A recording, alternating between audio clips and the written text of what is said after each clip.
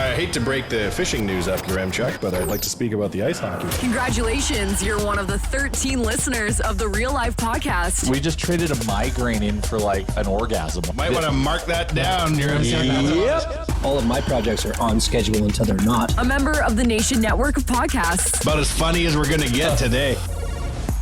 Welcome in, episode 209 of the Real Life Podcast. I am Tyler Yaremchuk, joined by Wanye, joined by Baggedmilk. There you go.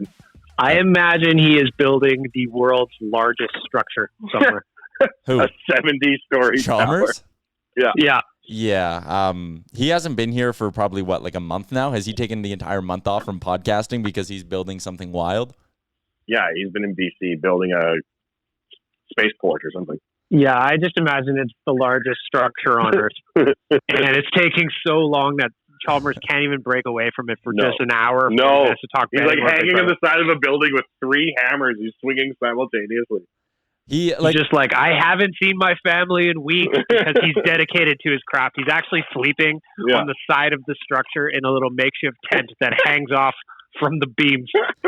Well, 2 weeks ago in the chat, he was like, yeah, I'm good to go. I'll do this one. And then we recorded it. We finished. And then at like 2:15, he was like, oh, are we not doing this anymore? Then immediately it was like, oh, fuck, the time change. I forgot about the time change. So that one time, I guess he was ready to join us. But what a liar.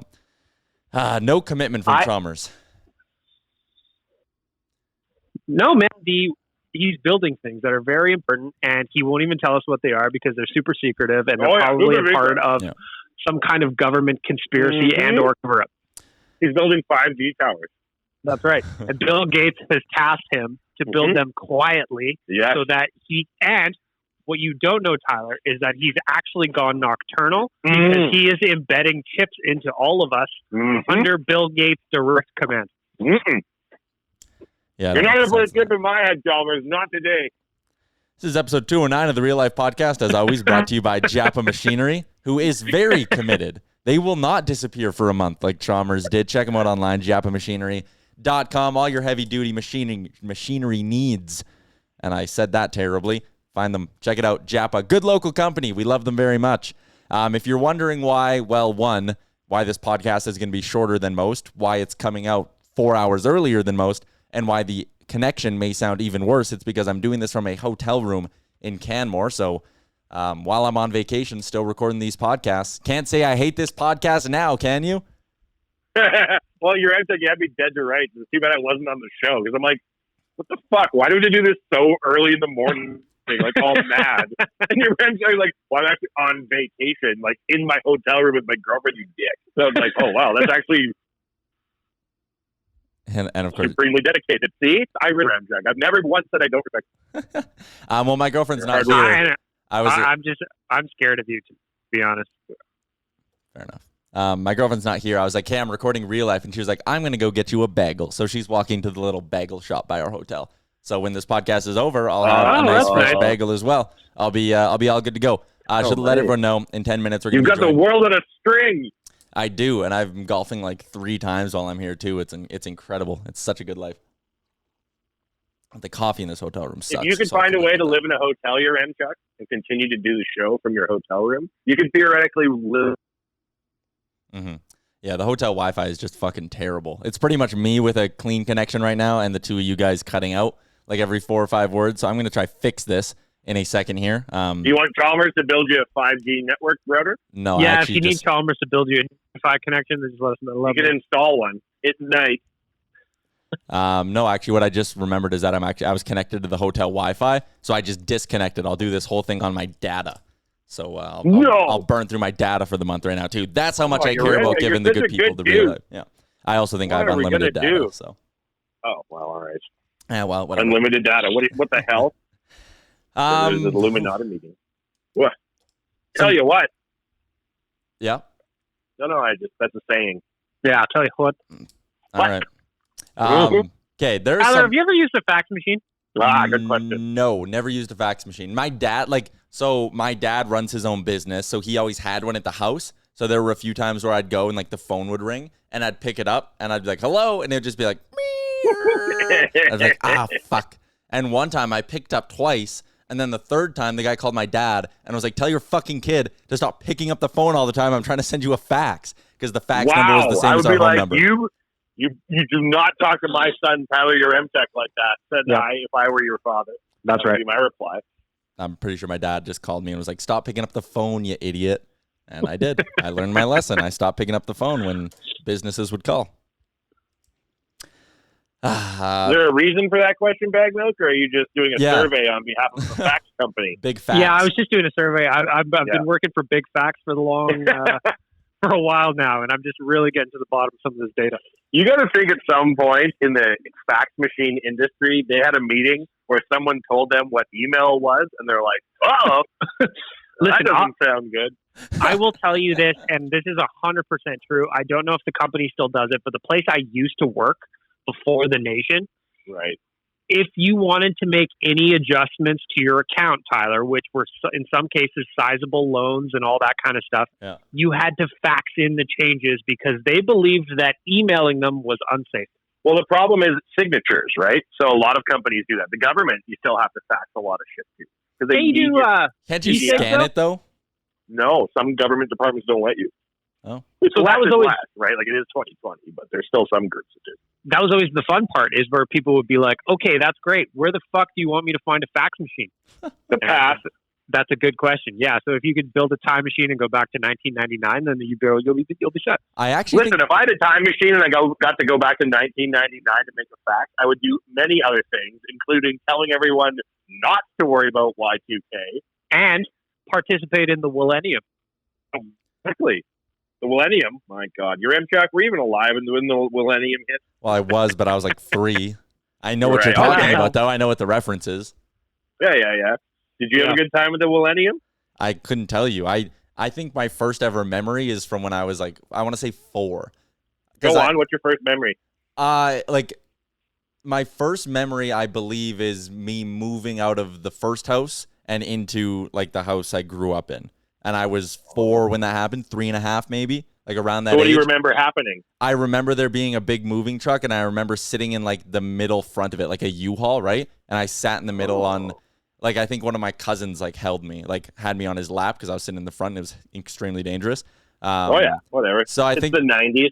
Yeah. I also remember that once when I was like 6, my dad, he's a plumber, gas fitter. So he drives those big white vans, right? So sometimes he'd have to like go run an errand, but he couldn't leave me and my sister at home when we were little. And there was only one seat in the vehicle. So he would just throw us both in the front seat, right? Double buckle. Just one seatbelt for the 2 kids. And once he got pulled over while we were doing that, and the cop was like, what are you doing? And my dad just played dumb, was like, I'm going to be honest, I didn't know you could do it. And I remember sitting there and like looking at my dad, trying to tell this cop like he didn't know what he was doing. And the cop was like, well, just please go home like right now. I'm not going to give you a ticket, but you have to go home. Like, you cannot drive around the city like this. It was funny. Back in the day, there were station wagons where kids would just ride in the back hat, right? And that's like how they rolled. Yeah, man. We had one of those. No one buckled up, but everyone had a lit cigarette for some reason.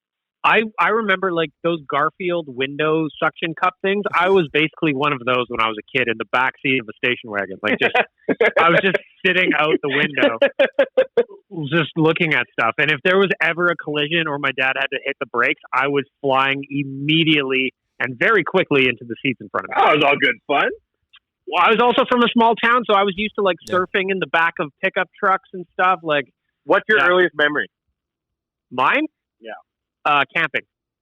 How old are you? Oh, I don't know. 3, 4, 5, 6, somewhere in there. Well, come on. Which is it? Were you in school or out? No, definitely not in school. So I remember my little life jacket and going out to the dock and fishing off the dock. So I probably would have been around 3 or 4. That's like the first real vivid memory of an actual activity or event. Were they biting? I remember them biting. I remember them fish seemed huge back in those days. Oh, they were different times, those. Yep. I can remember being like 3 and being in like my play school or whatever you would call it.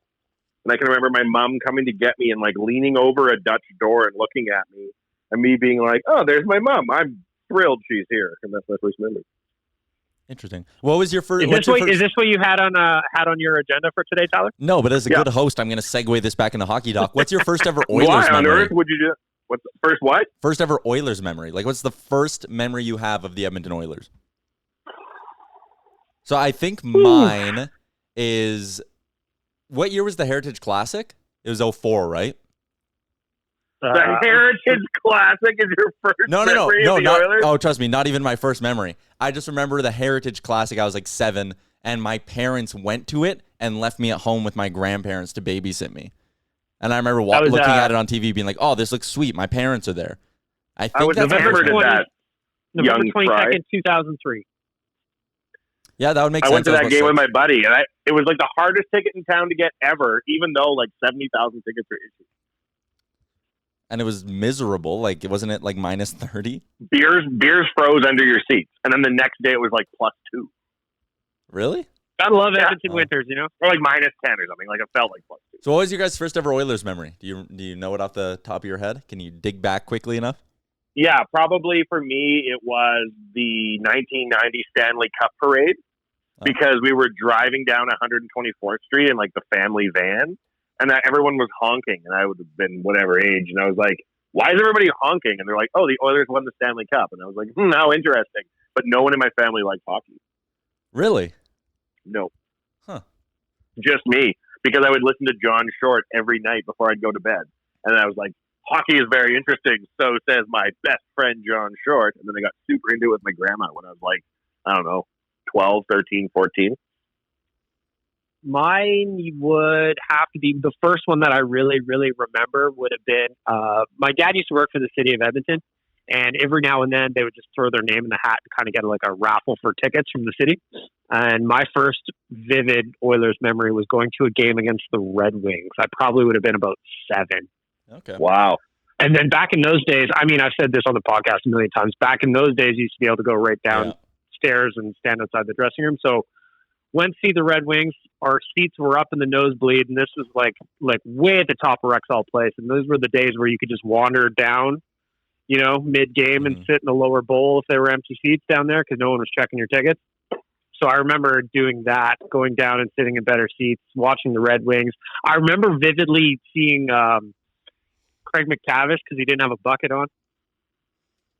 Oh, yeah. And then going down to stand outside of the dressing room. So that's the first one I've got. I'm still convinced that when I was 6 or 7, my family got season tickets, but like it was basically my dad and his brothers, and they shared them 4 ways. So you got to go to 10 games a year. I'm still convinced that the tickets they had in those seats were the best view in Rexall Place. They weren't, but in my head, I'm still convinced they are. It was right on the goal line and in the upper bowl, so the goal line that the Oilers would attack twice. So I was like, man, I am always the first one to see the puck go in because I am sitting right on the freaking goal line. And that's what I thought as a kid. I thought I had the best seats in the building. Because sorry, buddy. If you had your choice, and I'm talking reasonably, like obviously we would all want to sit in a box if that would be the first choice. But like in the seats, where is your ideal spot to sit for a hockey game? Dead center ice, the highest row possible in the lower bowl. You're still close enough to the action. You're right in the middle. You're basically so you the camera angle. Yeah. You're the camera angle. You're the camera angle. I think that'd be the best. What do you think? Well, I like upper bowl. So when I was little, I didn't really know. Like I don't think I went to really more than 1 or 2 games before I was a teenager. And there wasn't a lot of games on TV in those days. There was maybe like 10 or 12 games a season. And I'd watch those all, but I would listen on the radio every single game, like never miss. So then when I started going to games, I would bring a Walkman in and listen on the radio, and I was like, "This is unbelievable. This is such a superior fan experience." And then I would go and work, and then go to take myself to games a few times a year. That was the shit. So I like sitting in the upper deck. The best seats in Rexall, in my estimation, was our Old Nation seats. Those were good. And it was at the absolute back of the arena, the highest row behind the net, and then behind our seats was a garbage can. So we joked that was our luxury suite. So we would go like sit and on top of like the garbage can and have our beers. And it would be like, oh, we have to go into our seats. And we'd walk up 2 stairs and sit. And that was the best seats in the barn. I loved at Rexall. I loved more than anything, standing space. Yeah. I never Those did were the that, best. I would have. Because you could, like, if you had a game that, I mean, obviously the Oilers had many games that were awful, but like if you had a good game with a good vibe in the arena on a Friday or Saturday night and you were in the standing room, you had yourself a party with everybody around you. It was the best. And you can run around and cheer and high five and shit. It's great. Exactly. All right. You know who's going to have a good take on this? Our friend Scott Hastings from OddsShark. Actually, one sec. FaceTime isn't letting me add him into the conversation, so we might just need to wheel here for a few more seconds. All right, there we go. Adding in Scott Hastings now from OddsShark. OddsShark is your spot. All the gambling information you need. Check them out, OddsShark.com. Scott, before we brought you on, we were talking about the best spot to sit in an NHL arena. So, I mean, knowing Rexall plays here, we were talking about how the guys used to love being in the standing room or up at the very top. I said right in the middle of the lower bowl and up at the top of the lower bowl, because then you're kind of like the camera angle. Is there a spot that is the number one spot where you would love to sit for every game? Yeah, I think that's a great spot, but I'm going to go a little different, but quite similar, and that would be the front row of the upper bowl. I think you just get a little higher up there, so you get that, a little down look. Plus, you also got a spot to put your beer or maybe kick your feet up, so it's a good spot. Yeah, that's actually a good call. We were also talking earlier in the show about our first ever Oilers memories. Mine was the Heritage Classic in 2003 because that's exactly how young I was. Not that I went, but that my parents went without me. You being a Leafs guy, what's your first sports memory or first hockey memory, one of the two? Yeah, that was a great one. I remember Jose Theodore with the toque on, and that was a great moment. Geez, I'm going to go back here. One of the ones that just stands out in my mind, and maybe that's being a Leafs fan, and it's been depressing ever since, but that was losing to Jeremy Roenick there with that double overtime in 2004, the last time that the Leafs won a playoff series. That memory is just burned. It's just stuck in my head of just the big hit. Darcy Tucker hits Sammy Kapanen. He scrambles to the bench. Roenick relieves him. He goes bar down, and the Leafs haven't won a playoff series since. So always a dark thought here from a Toronto fan. Yeah, no kidding. Looking at the playoffs that are going on right now, yesterday we had 2 of the 3 games hit the over. The day before that, I don't think any of them hit the over. But the couple of days before that, it was something, I want to say like 5 of 6 or 6 of 6 games were hitting the over. Have you dug into that trend at all? Is that something we're maybe starting to see a little bit more here? It's interesting because the start of the bubble, every game was going under. I think there was a ridiculous run, something of the effect of 11 of 16 or something to that effect. So I don't know. I'm looking at the teams that are left, and I think there's some, I don't want to say shoddy goaltending, but, like Dallas, Colorado, that's not a goalie matchup that many are going to write home about. And Vegas has just been flying, although Vancouver has been a great overtime for the entire playoffs too, even had a couple overs with Minnesota. So I think it's just sort of the matchups we have right now, some high-flying teams that like to put the puck in the net. Yeah, how much of an effect does back-to-backs have too? Like, do we see a significant uptick in the overs in back-to-back games in hockey? So it actually goes both ways. You would think sometimes you would lean towards the over, players being tired and stuff, but sometimes you'll see the under because they're tired and they just don't have the legs. So, maybe the goalie steals one, or it's just sort of a sluggish type of game. I think it's a little different where they're all in one location or two locations, if you will. So there's not that travel aspect and, different hotel rooms and whatnot. They're just in one central location. So I don't think it plays as much of a factor as it would in the regular season. Scott, I'm looking at the games for today. We've got a couple of possible elimination games today, and I think a lot of people were looking at the Avalanche kind of running through the Stars in this round. What are you seeing there? Like, is this a surprise to you based on kind of how these series were laid out in the beginning? Yeah, big time. I actually had a futures bet on Colorado, so that's looking dead in the water. Of course, that's fantastic. I think they're done. I don't think they go to Game 6. I think they're done tonight. Wow. I think Boston survives. So I like them as an underdog. I think Halak has just been struggling there in that Boston Tampa series. So I hope that he can sort of come back to his own and steal the game tonight. But yeah, that Dallas team, they just play so well just as an entire group. Every single line, their deep pairings, everything is just clicking all at once. I think Colorado is in deep trouble. I'm looking at your article right now on OddsShark.com, sort of the adjusted series prices. I'm proud of myself because when Tampa went down 1-0, I went and put some money on Tampa Bay to win that series. So I'm liking where I'm at there. Yeah. You mentioned Colorado's done. There's Philly that's down 3-1. Vancouver's down 3-1. either of those two teams, is there value there, or do you think it's just a matter of time until the favorites or the team that's up sort of finishes it off? I think Vegas, no doubt, is going to get past Vancouver. Philly would have more value, in my opinion, just because I don't know how this Islanders team does it. Great defense. Semyon Varlamov. If the Islanders can win the cup, he's my Conn Smythe winner because he has been absolutely terrific. But given those two, I would put more lean towards the Flyers. But 3-1 deficits, you don't see those getting overcome very often. So of the 4 matchups remaining, I think Boston has the best chance. But even that, it's pretty slim to none. So good call on the Tampa Bay comeback. Yeah. I even said that, I think, leading into the second round was look for a team like a Tampa that if they drop the first game, hop on them, you'll get a good number. So, yeah, good call on that one. Yeah, you got Philly. So Philly's down 3-1. They're plus 750. The Bruins right now in that series plus 600. So, yeah, they are the best odds. Vancouver down at 20-1. So, yeah, sportsbooks don't have a lot of faith in the final Canadian team. No. Looking around here as well, like what goes for those who are maybe newer bettors, sort of what goes into sort of those lines being so different where you have something where, Boston's in the same spot as Vancouver, but there's a plus 1,400 gap there between those two. Is it public money? Is it just sort of the experts that weigh in and make these lines? Like what goes into actually creating a line? Yeah, you definitely got a little bit of both on that one. I just think there's a little bit of that matchup too. Like Vancouver wasn't, going to win the President's Trophy in the regular season, whereas Boston was definitely in that mix. Vancouver, a younger team, haven't won the cup, especially with this core. This is the furthest they've been. So whereas Boston, they've done it, they've won the cup. They were in the cup finals last year as well. So, and Tampa is a perennial trophy artist. So I think there's a little bit of that going on there. And then, of course, as money comes in, the lines will fluctuate. But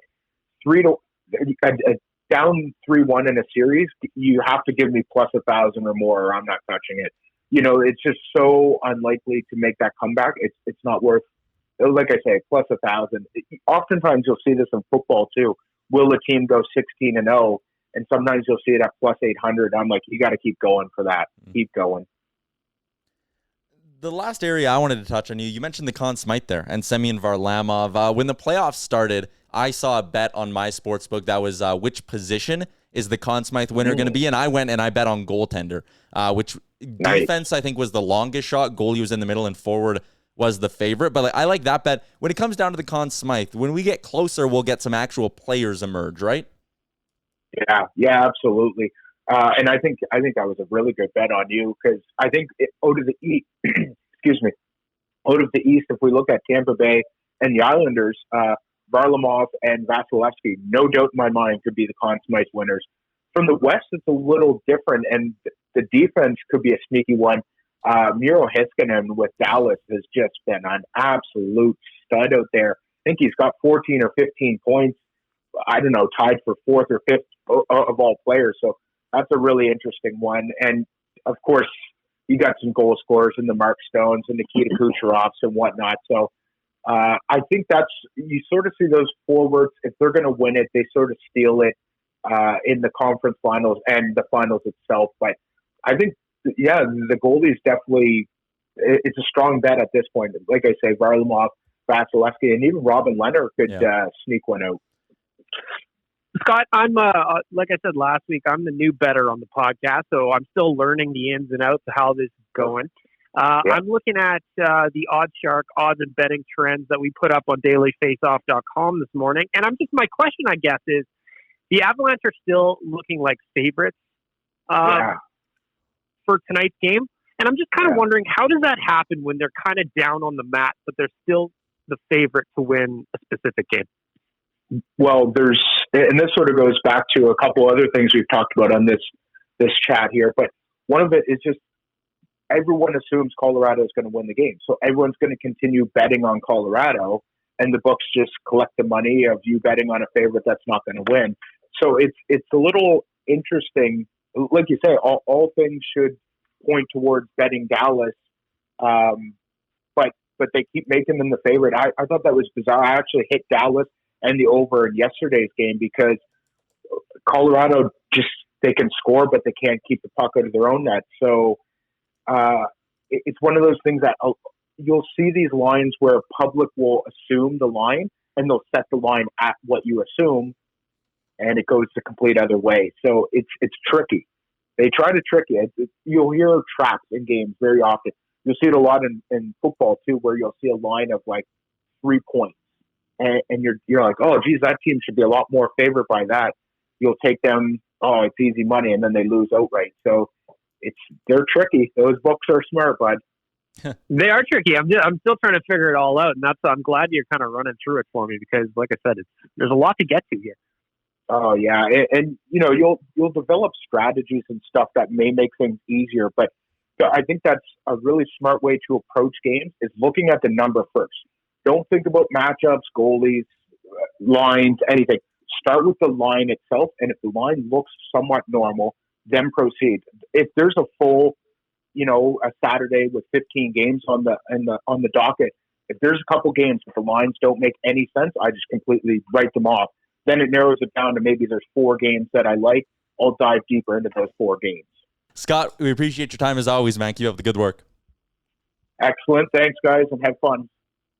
There you go. It's Scott Hastings from OddsShark joining us on the Real Life Podcast. Informative as always. Hey, Baggedmilk. Yeah, I mean, I just kind of sit there and listen because I'm trying to figure it out. I'm trying to make some bets here, and I'm trying to do it in a way that at least seems like I know what I'm doing, or at least looks to be in the ballpark of knowing what I'm doing. Because the old betting with your heart play, sometimes it doesn't work so well, Tyler. I'm sounding that because we don't have any sort of breaking news sounder on our podcast, and I think this is the first time it's ever happened during Real Life. But breaking news, while we're recording, the Oilers have signed Patrick Russell to a 1-year extension. There's an article up right now, OilersNation.com. Cam Lewis has it covered, and he starts it with, it looks like Patrick Russell will get another chance to finally score an NHL goal. Are you surprised at all that we're seeing this happen? I mean, really before the offseasons even began? Not really. I don't think so. I think Patrick Russell is the kind of player that Dave Tippett likes. Yeah.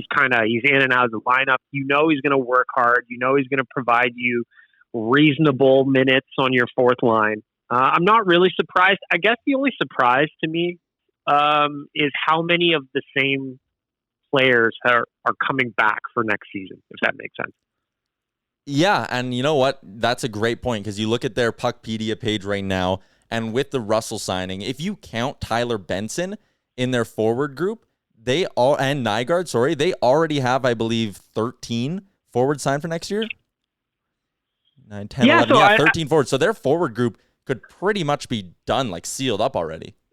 Unless, obviously there's still plenty of time. I think we're going to see player movement for sure, but it's just interesting how many of the same guys, the same guys have been brought back, like the Joachim Nygaards, the Russells, just the list kind of goes on. So I'm wondering kind of who's going to be moving out because the Oilers were better this year than they were, in 2018, 2019, but there's still room to improve, right? So a little bit surprising, but at the same time, not, I guess. I think the 2 guys I'm kind of looking at right now, when you consider that they just signed Patrick Russell, who's sort of that depth option, but a good penalty killer, probably, in my opinion, means the end of Jujhar Khaira. Does that make sense? I could see them moving on from him. I could see Jujhar Khaira being a guy that they would move as well, which is too bad. I love Jujhar Khaira. I love when he's on his game. I think back to November, when he got on that little bit of a heater in November, and you look at him, he's got size, he's tough, he gets in the corners, he protects the puck well, but then when he's not playing at his best, he's not there. So I could see them moving on from him. I could see them moving on from Alex Chiasson, not necessarily because they don't like the player, but more so because they need the dollars. Those would be kind of my 2 forwards that I could see moving. And it's interesting also that Riley Sheahan hasn't signed anything yet. I thought for sure when, the Josh Archibald contract came down, I just thought that Riley Sheahan was going to be next up. But he's still waiting, so that's an interesting one as well. Yeah, like I said, let's leave Benson out of that. If you count Nygaard, they have their, whatever it is, 12 forwards signed now. I mean, if they move on from Kara and Chase on one, that's going to free up close to $3.5 million in cap space, which is a significant chunk of money when you look at what the market could be like this year. I would like to see Sheahan back as sort of that fourth line center. I think he's good on the PK. I think he's a good, reliable veteran. He doesn't do anything flashy. But I do think that, I mean, there's him and Gaetan Haas sort of vying for that fourth line center spot, which is fine. But they can't go into the into next season with like Haas as their 3C and Sheahan as their 4C. They need an upgrade there. I think. Absolutely, and there's also Tyler Ennis. Is he coming back? Like I would like to see Tyler Ennis come back in a. I think that he provides some skill in your middle six with the ability to move up in a pinch if you need him. But all of a sudden here, these dollars are getting pretty tight. And Jay Downton comes in for the final, probably only 4 minutes of the podcast here. But like the move I wouldn't mind seeing is maybe you swap out Andreas Athanasiou for someone who's a little bit more of a bona fide third line center. And that way you can bring back Ennis if you want. He can sort of take that Athanasiou spot and you can move the value. Because I think Athanasiou has value. There's no denying that. Move it to that center spot. Like the deal I brought up on Oilers Nation Radio, if you can get Montreal to listen to a Athanasiou for Domi swap, because Montreal needs help on the wings and they don't need all these centermen they have, that'd be a really interesting deal for me. Didn't we do that with Eberle for Strome? Yeah, but I think Athanasiou to Domi is a win for the Oilers. Like, and I mean, Eberle for Strome, if they would have just held on to Strome, that also would have probably been pretty close to a win for the Oilers. Or at least closer to flat than the reverse paperclip that they got. You know what I mean? All I'm saying, I'm coming in late, and you guys have priority fucking talk about this, and I'll tell you why I was late a little bit later, because it was kind of cool why I had to join the podcast late. But shouldn't we try to take advantage of what the situation the Arizona Coyotes are in right now? And do what? And here's the thing. Our window to win is the next 5 years. So why don't we just leverage the future and just try to fleece Arizona for some key pieces because they need picks so bad, and try to see if we can Ekman Larson and a Ranta thing happen using our future today and getting the pieces we need right now to have Connor do what he can do for us. The idea of getting Ekman Larson works in theory, but he's making 8.25 for like the next 7 seasons. Like you're going to handcuff yourself down the road with that contract. And also, I'm not giving up a combination of Nurse and a young defenseman, one of Broberg or Bouchard, to get Ekman Larson. Like to me, Broberg and Bouchard are the future.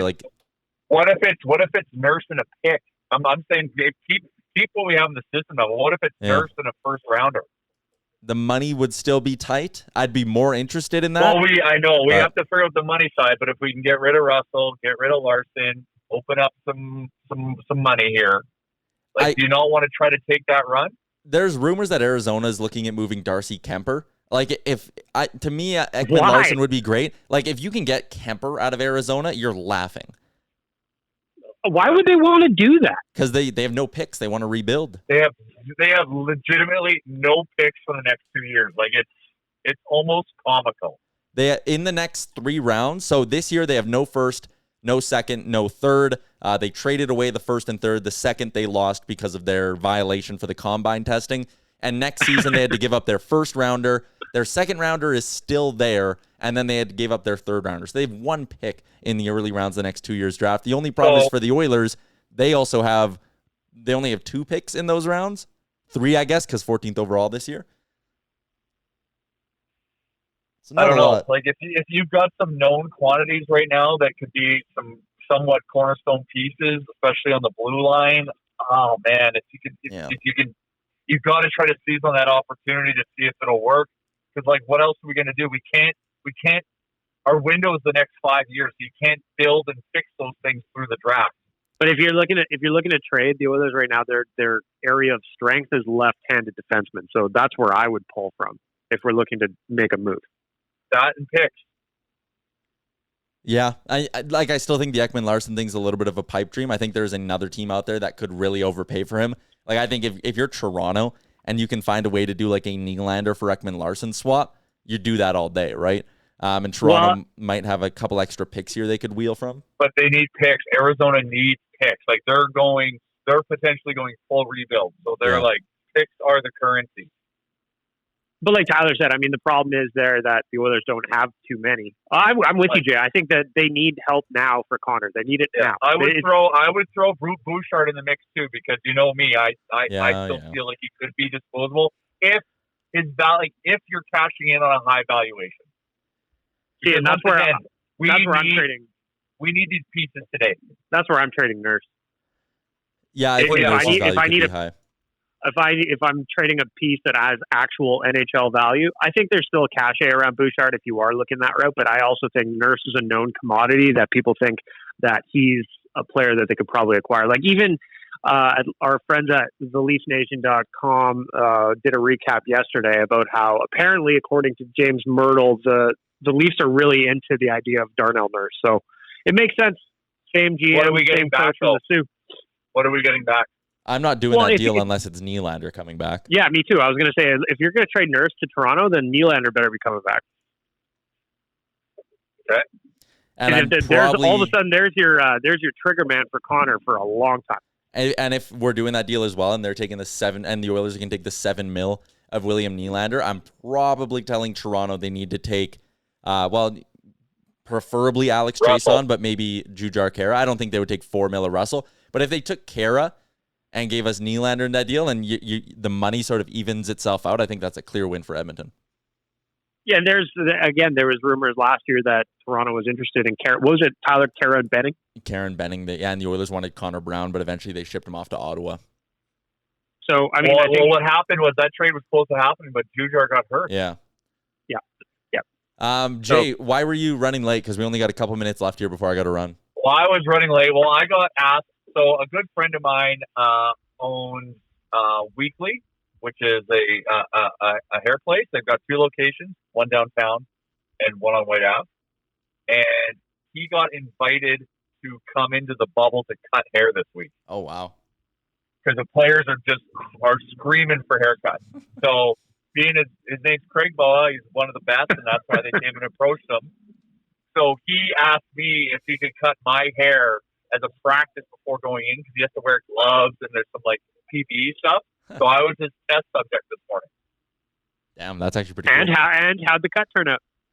Well, Craig does nothing but great things. So flow is looking tight right now. I'm feeling good. But so the next person's hair he's going to cut might be, like Nathan McKinnon. That's pretty sweet, man. That's pretty interesting, and also hilarious to me. That it's just like, do you need a haircut? But I get it. I get it. Fix up, look sharp.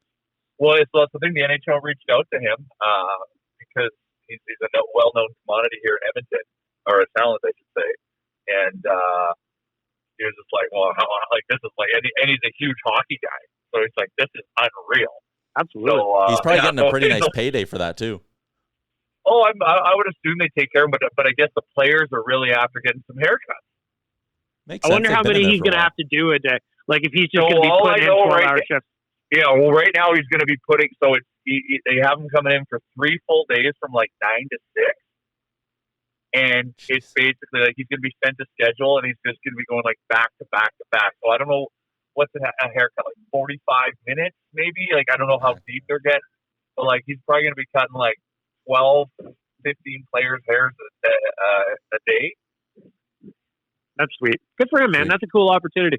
Yeah, I'm interested. I told him like if you want to, whatever you're allowed to post or talk about, like let us know and we'll kind of share. It's kind of like a unique experience, and unfortunately the Oilers aren't in the bubble, but we're also about highlighting Edmontonians doing cool things, and he's doing it. So yeah, so I had to say yes.